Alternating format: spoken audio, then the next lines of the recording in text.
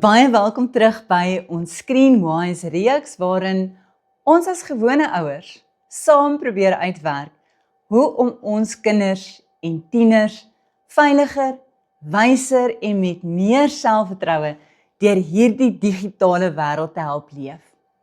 Nou, ek sit nie hier as iemand wat al die antwoorde het nie, allermins. Ek leer nog, ek probeer bybly en ek ontdek gereeld dat teen die tyd dat 'n mens uiteindelik uitgewerk het hoe een app werk, dan is daar reeds 3 nuus wat opgeduik het. Nou, as jy hierdie gesprekke nuttig vind en graag saam met ons wil aanhou leer, subscribe gerus op my YouTube kanaal by Janine Wevelou Manders. Dit help jou om nie die volgende episode mis te loop nie en dit help ook dat hierdie inhoud meer ouers kan bereik. Nou, in die vorige episode het ons gepraat oor ons kinders se digitale voetspoor en hoe 'n ou foto of 'n video of 'n opmerking hulle soms lank kan volg. Maar vandag wil ek die kameras 'n bietjie omdraai en 'n baie ongemaklike vraag vra. Wie het eintlik ons kinders se digitale storie begin skryf? Want lank voordat hulle self 'n Facebook, Instagram of TikTok rekening gehad het, het ons as ouers reeds foto's van hulle gedeel. Onthou jy daai eerste tand, die eerste skooldag, die snaakse haarstyl, die video waarin hulle 'n woord verkeerd uitspreek, die foto waar hulle sjokolade oor hulle hele gesig gesit het? Vir ons is dit oulik en onskuldig. Ons is trots en ons wil daardie oomblik met familie en vriende deel. Maar daardie foto's en stories word deel van ons kind se digitale geskiedenis. En wanneer ons kinders klein is dit dikwels die ouers wat die eerste deel van hulle digitale voetspoor skep. Daarom is dit goed om na mate hulle ouer word, hulle toestemming te begin vra voordat ons foto's, stories of video's van hulle plaas. En wanneer 'n kind ongemaklik met iets is wat ons wil deel, dan behoort ons hulle ernstig op te neem. Dit kan miskien aanvanklik vreemd voel om vir 'n 7-jarige te vra, is dit reg as mamma hierdie foto plaas?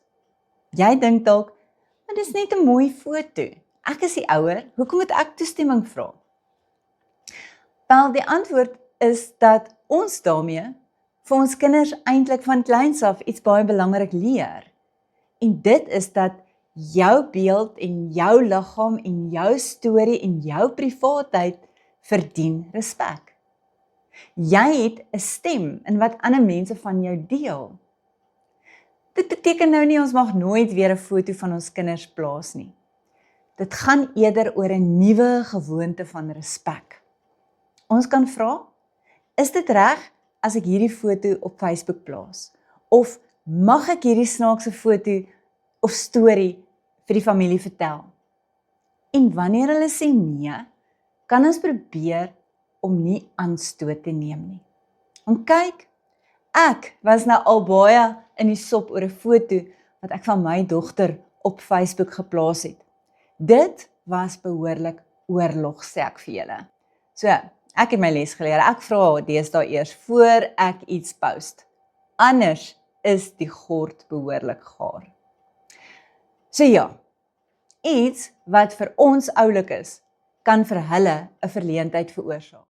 Daardie badfoto wat ma steeds skreeu snaaks vind, is dalk nie die foto wat 'n 13-jarige wil hê sy maats moet sien nie. Daardie foto van hoe hy op 5-jarige ouderdom by die kerk iets onverwags uitgeroep het, is dalk regtig nie meer sy gunsteling familieverhaal nie. Ons leer kinders baie meer deur wat ons doen as deur wat ons sê, nê?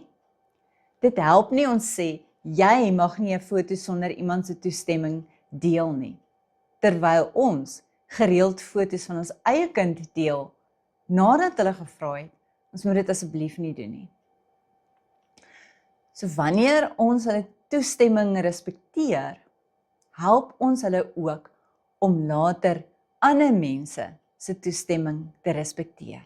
En hulle begin dan verstaan dat 'n foto is nie outomaties dat dit aan jou behoort, net omdat dit op jou foon is nie. Daar's ander mense in daardie foto en hulle het ook 'n sê oor waar dit beland. Ons kan ook vir ons kinders verduidelik dat nie elke oomblik of inhoud hoef gedeel te word nie. Sommige dinge kan net familieherinneringe wees. Sommige fotos kan in 'n album bly. En sommige snaakse oomblikke kan net tussen julle twee bly. Nie alles wat gebeur hoef aanlyn bewys te word nie. En dalk moet ons as ouers ook nou en dan deur ons eie sosiale media gaan en vra: is daar fotos wat my kind nie meer mee gemaklik is nie? Is daar stories wat ek dalk kan verwyder? Deel ek persoonlike inligting oor hulle skool of hulle sport, of hulle emosies of hulle uitdagings wat eintlik net aan hulle behoort? Dit gaan nie daaroor nou om skuldig te voel oor alles wat jy al in die verlede geplaas het nie. Maar die meeste van ons ouers het gedeel omdat ons trots is en lief is. Dit gaan eerder daaroor om vandag net 'n bietjie meer bewus te wees. Ons wil hê ons kinders moet met digitale wysheid leef. Maar daai wysheid begin nie eers wanneer hulle hulle eie foon kry nie. Dit begin by die manier waarop hulle stories hanteer. So voordat jy dus weer 'n foto of 'n video of 'n snaakse storie oor jou kind plaas, vra net: is dit my storie om te deel? En het my kind 'n stem daarin? Want voordat ons kinders kan leer om ander se privaatheid te respekteer, moet ons seker maak dat ons ook hulle privaatheid respekteer. So dit gaan nie daaroor dat ons nooit ooit weer iets van ons kinders mag deel nie. Dit gaan daaroor dat ons met groter bewustheid en respek en wysheid dit moet doen. Want soos ek sê, ons kinders se digitale wysheid begin nie die oomblik wanneer jy eers vir hulle 'n foon gee nie. Dit begin by die voorbeeld wat hulle reeds by ons sien. So dankie dat jy weer vandag saam met my geluister het. Deel gerus hierdie episode met 'n ander ouer wat ook probeer om sy of haar weg deur hierdie digitale wêreld te vind. En tot volgende keer, onthou, leef lig.